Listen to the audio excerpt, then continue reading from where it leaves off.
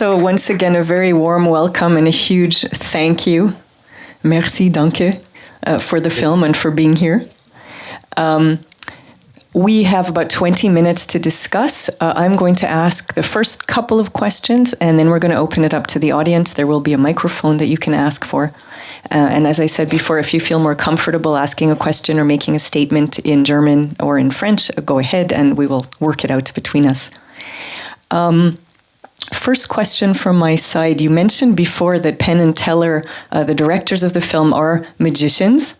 And as we get a sense in the film, Penn is the one who talks, Teller is the silent one, so he was behind the camera. They are famous for revealing to the audience the way they do their magic tricks. And so I think the time has come now for you to explain to us a little bit, now that everyone has seen the film, how you did it, and maybe starting off with how you began the film project and how you filmed it. Well, I have to go to Amsterdam every year for a trade show, the IBC show for the television industry. And I was at the museum, the Rijksmuseum, and looking at the Vermeers, and I'd seen Hockney's book, and I knew about the controversy.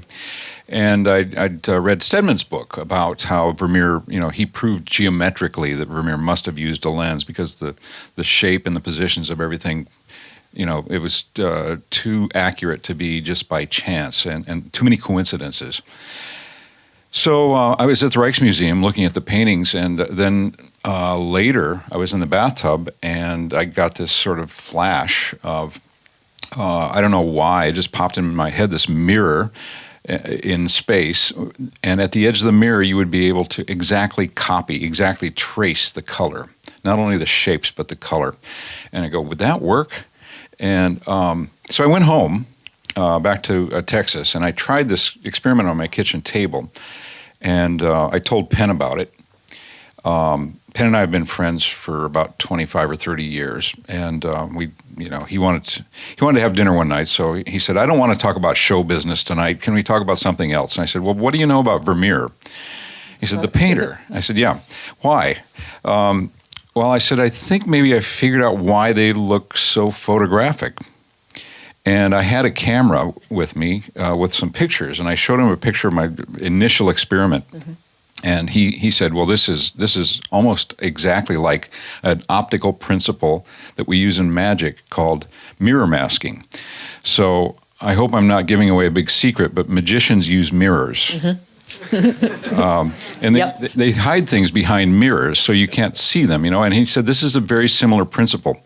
And he understood it immediately. And he said, what are you going to do with this? And I said, well, I'm going to do another experiment where I, set up a Dutch room and I try to make it, that something looks like a Vermeer. And he said, that is a really stupid idea. We need to put this on film. And that's how it started. And I'm not comfortable being in front of a camera. I've always been on the other side of a camera in television, and this was I'm a reluctant movie actor, and obviously not an actor. But that's how it started. I have a question for Leslie, but before we get there, another question. Oh, for Farley. That was confusing. My second question for you. We were talking before about a photograph by a Japanese artist that's actually being shown at the art fair. And it's a photo of the same scene, the music lesson, but there are some differences. And one of the differences is that in the mirror, you see the tripod of the camera that the artist used to take the photo. And you mentioned something that I had not noticed. Maybe some people in the audience did notice. In your version, in the mirror, we see the bottom of your foot with your jean and your shoe. Can you tell us a little bit about the ways in which your painting is not the same as Vermeer, and why you chose to do it that way? Well, there are many, many differences between this and the Vermeer. That was not the object of the experiment, to make a forgery of a Vermeer. Although that's a different business model, maybe that would work. And be more profitable. More profitable, probably. Uh-huh. But the idea was, I built the room to be as similar to Vermeer's painting as possible, but not based on Vermeer's room. That harpsichord, for example, was based on harpsichords that exist in museums. They still exist today. They were a Flemish company called Ruckers that made these harpsichords, and so the decorations are still on the front. It was printed paper, so we know exactly what Vermeer saw. The Turkish carpet, we just found another Turkish carpet that was 500 years old, very similar to Vermeer's.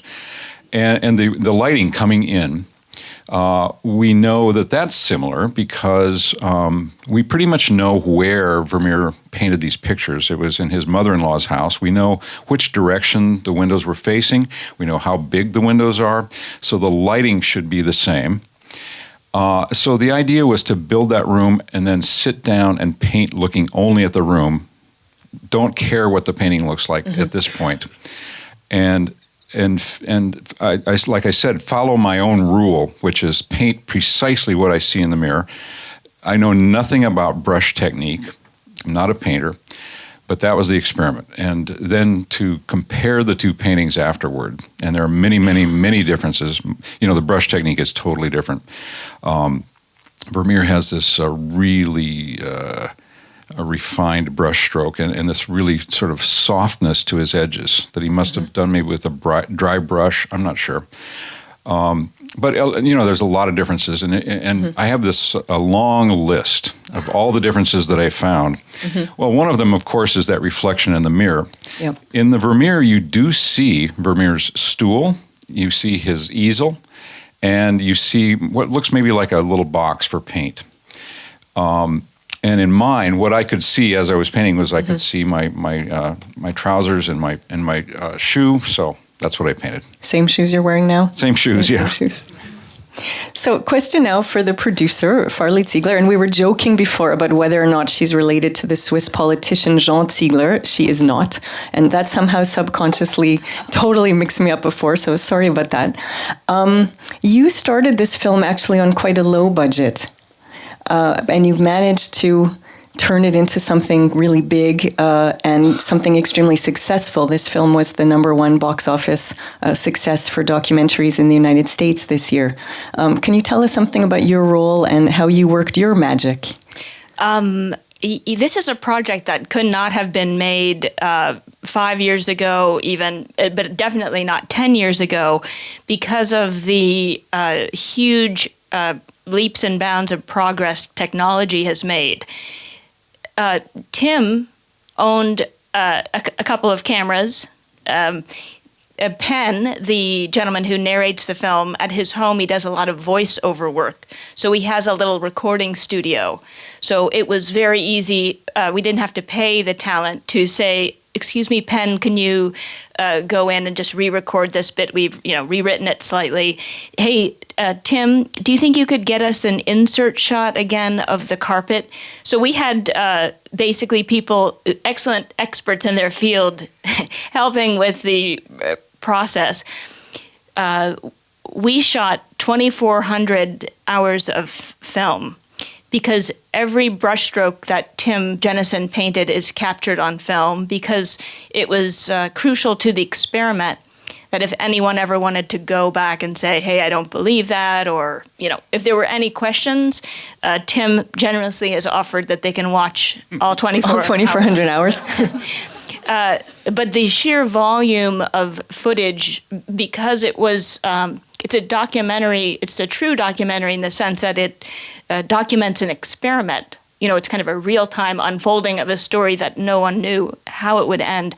And it would have been absolutely impossible. I think, did you ever calculate how much it would have costed if it were shot on film? And, I mean, it would have been not possible. Not possible. So that, technology is a marvel. Mm-hmm. As the film also shows in all kinds of ways. I have both now and then. I should now say. and then. Yeah. I have a lot more questions, but I don't want to hog the microphone. So I'm going to take a minute and see. There is someone raising her hand, and you're going to get the microphone. Keep your hand up so they find you. Yes, please. So have you had any discussions with the multitude of Vermeer experts I imagine exist in this world, and what do they say about your experiment? Well, this entire concept goes against everything we know about Vermeer, everything that's been taught about Vermeer. It's coming from an outsider to the art world. So you can imagine there is some controversy. A lot of the controversy has to do with violating Vermeer's spirit somehow. That we're trying to denigrate Vermeer, trying to deconstruct Vermeer, and of course that's the last thing we wanted to do. There are a lot of a few people, I would say, have questioned the experiment itself and whether it would work and whether it would be something that Vermeer could have used based on what we know technically about Vermeer. Specifically, Vermeer is assumed to have painted in the same way as the other Dutch masters. In other words, to start with an underdrawing and then an underpainting, which the Dutch called a dead painting, which is usually in monochrome, and then the working up process, where you start to add colors. And specifically, it's the underpainting that they have pointed out. If Vermeer could exactly paint the color alla prima in fresh paint without an underpainting, why do you need an underpainting, and why do you have underpaintings in Vermeer's? So that's a good question. Now, we have only about 35 Vermeers that still exist. He probably painted maybe 40 pictures, or maybe a few more, but he painted very, very slowly, painting maybe every 6 months or so.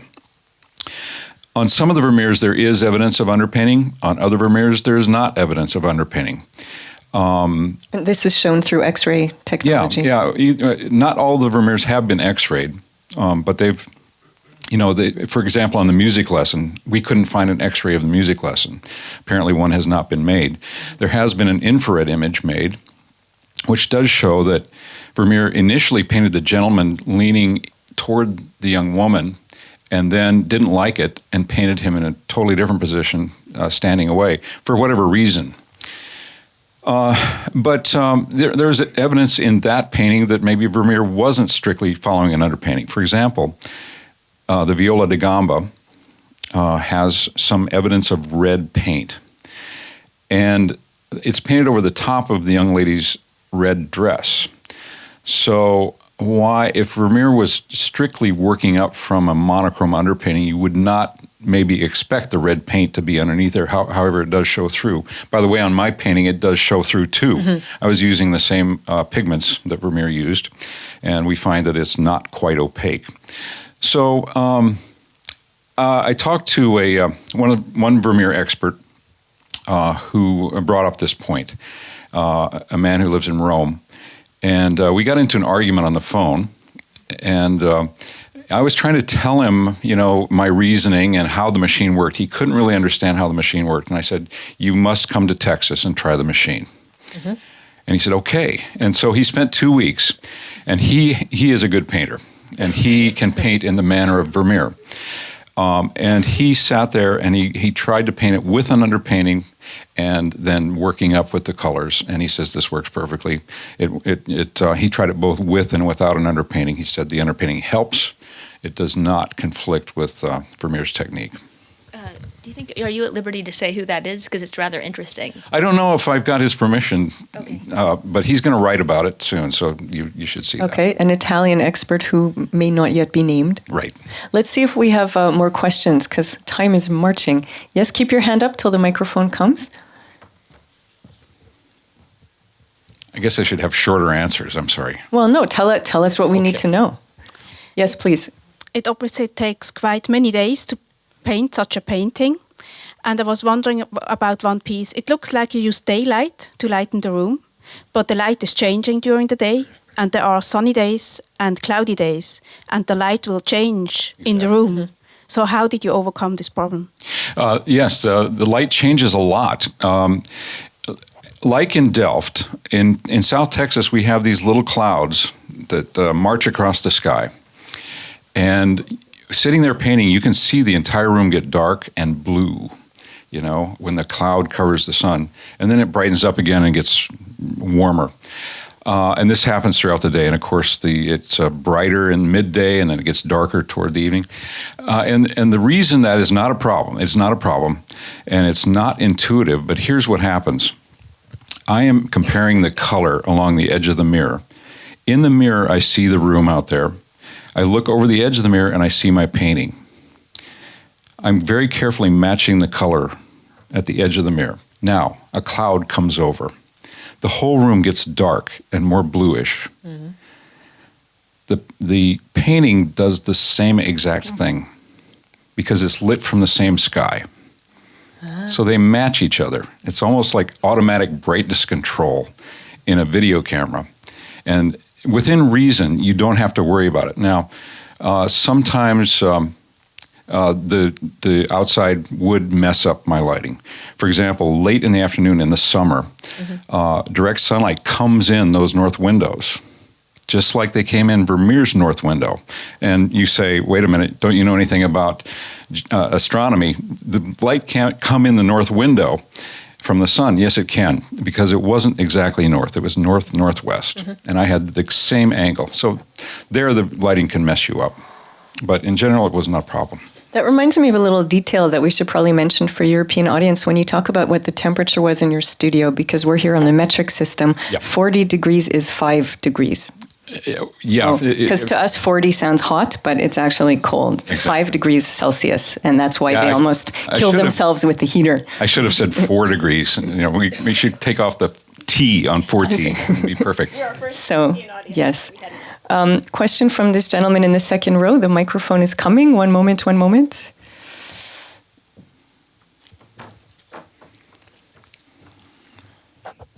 going to speak in French if it is possible. Yes.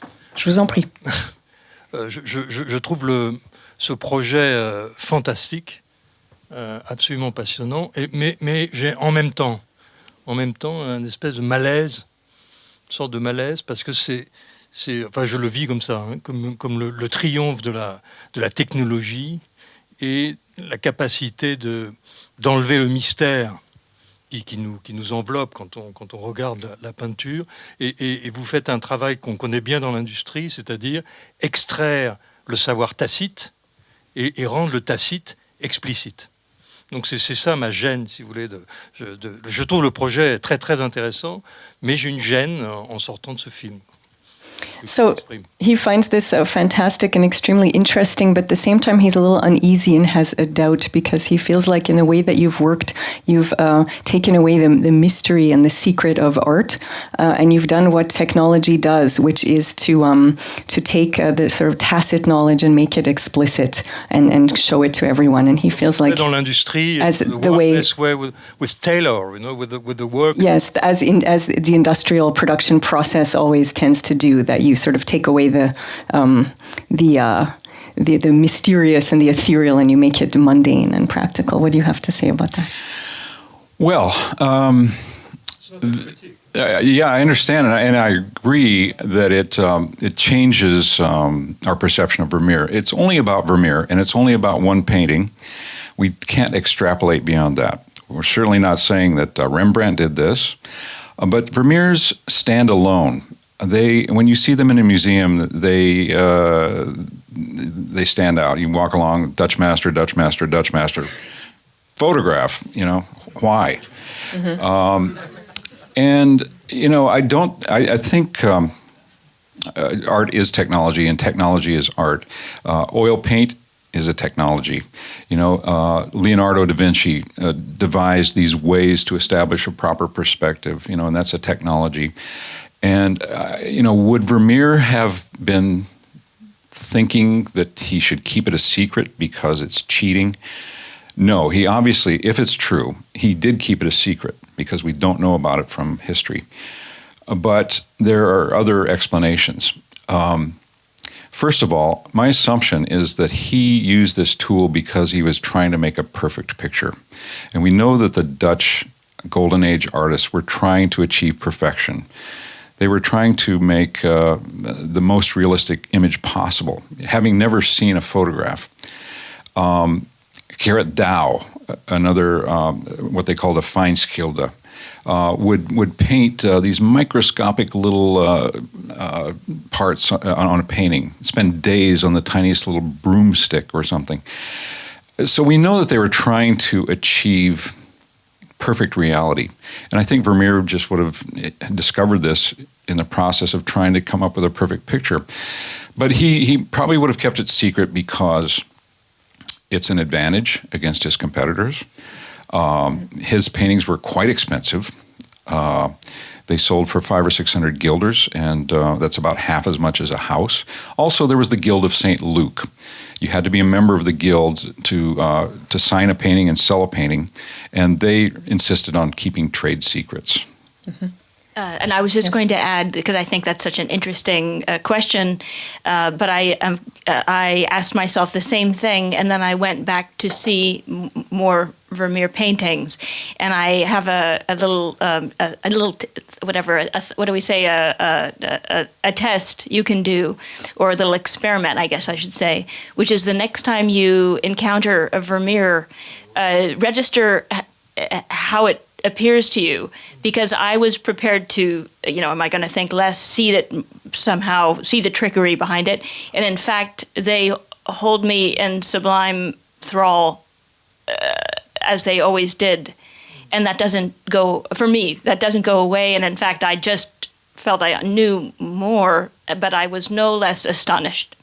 I was going to say it because you could actually make the opposite argument that by solving the technical issue, you highlight all the more what is the ineffable and the mysterious, because, like, no offense, but if you put your picture next to Vermeer's, there would still be a difference. Huge. Right? And that difference is that difference between the two is that, mysterious, inexplicable, ineffable thing that the gentleman was talking Vermeer about. And Vermeer created the composition. He chose those perfectly peaceful environments for these beautiful Dutch people leading their beautiful Dutch lives and in their beautiful Dutch homes. And that was, we aren't changing the Vermeers. They are still those sublime pictures.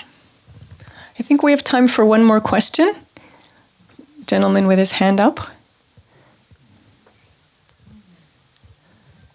Thanks. I have two questions for you, a little basic. Your background as an innovator and designer of software and video-related hardware, do you think that helped you with understanding how to apply the different colors and the hues that go along with that in creating this painting? Do you think that was an advantage that you have, even though you said you weren't a trained painter? And then just a second question, did you have to practice much other than the copy of your father-in-law before you did this? Let's start with the second question first. Oh, okay. I tried not to practice other than doing the experiments because I wanted to keep myself green, as part of the experiment. I did ask my daughter, Natalie, who is a painter, to teach me how to blend a gradient, to make a smooth transition across colors, because I didn't know how you would do that. I had no idea how you'd do it. So Natalie and I sat down for about 20 or 30 minutes, and it was filmed. It's not in the movie, but she showed me how to get these gradients. As to the color, I know a lot about color theory, because I'm in the television business, and I know about color spaces and color gamuts and things like that. And that's probably one of the reasons that I was the guy who rediscovered this, because I look at images from a very technical point of view. And when I saw Vermeer's White Wall, I knew that was almost impossible for a human being to paint, because we don't perceive a wall the way he painted it. He painted it according to the laws of physics, not the way we actually see a wall. And nobody believes this argument, by the way. Everybody says, I see just fine.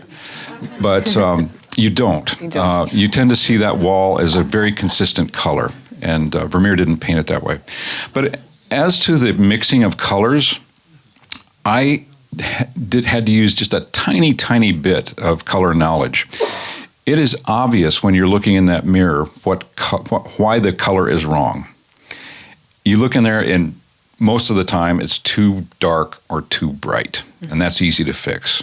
You mix in some black to make it darker, for example.